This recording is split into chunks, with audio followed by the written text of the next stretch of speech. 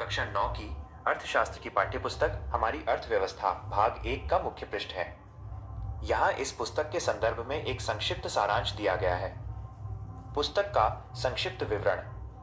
विषय: ये पुस्तक मुख्य रूप से अर्थशास्त्र इकोनॉमिक्स के बुनियादी सिद्धांतों को सरल भाषा में समझाने के लिए बनाई गई है। लक्ष्य: कक्षा 9 के छात्रों को अर्थव्यवस्था की कार्यप्रणाली, उत्पादन के साधनों और ग्रामीण विकास से परिचित कराना। मुख्य विषय वस्तु समरी पॉइंट्स। 1. उत्पादन की कहानी। पुस्तक में अक्सर एक काल्पनिक गांव जैसे पालमपुर के माध्यम से खेती और गैर खेती कार्यों जैसे डेयरी, लघु उद्योग, परिवहन को समझाया जाता है। 2. संसाधन के रूप में लोग। यह भाग मानव पूंजी, शिक्षा और स्वास्थ्य के महत्व पर जोर देता है कि कैसे लोग देश की अर्थव्यवस्था के लिए एक संपत्ति बन सकते हैं। 3. निर्धनता एक चुनौती। इसमें भारत में गरीबी के कारणों, सरकारी योजनाओं और गरीबी रेखा की अवधारणा पर चर्चा की गई है। 4. खाद्य सुरक्षा। देश में अनाज की उपलब्धता, बफर स्टॉक और सार्वजनिक वितरण प्रणाली पीडीएस के बारे में जानकारी दी जाती है। कवर पेज का विश्लेषण। चित्र में आधुनिक और पारंपरिक खेती के तरीकों के बीच के बदलाव को दिखाया गया है। एक तरफ बैलगाड़ी और हल चलाते किसान हैं, पारंपरिक तरीके।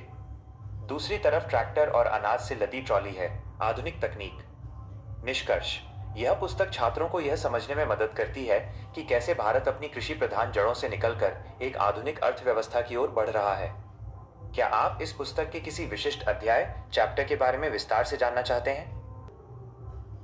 कक्षा 9 की अर्थशास्त्र की पाठ्यपुस्तक हमारी अर्थव्यवस्था भाग 1 का मुख्य पृष्ठ है। यहाँ इस पुस्तक के संदर्भ में एक संक्षिप्त सारांश दिया गया है। पुस्तक का संक्षिप्त विवरण। विषय: ये पुस्तक मुख्य रूप से अर्थशास्त्र इकोनॉमिक्स के बुनियादी सिद्धांतों को सरल भाषा में समझाने के लिए बनाई गई है। लक्ष्य: कक्षा 9 के छात्रों को अर्थव्यवस्था की कार्यप्रणाली, उत्पादन के साधनों और ग्रामीण विकास से परिचित कराना। मुख्य विषय वस्तु समरी पॉइंट्स। 1. उत्पादन की कहानी। पुस्तक में अक्सर एक काल्पनिक गांव जैसे पालमपुर के माध्यम से खेती और गैर खेती कार्यों जैसे डेयरी, लघु उद्योग, परिवहन को समझाया जाता है।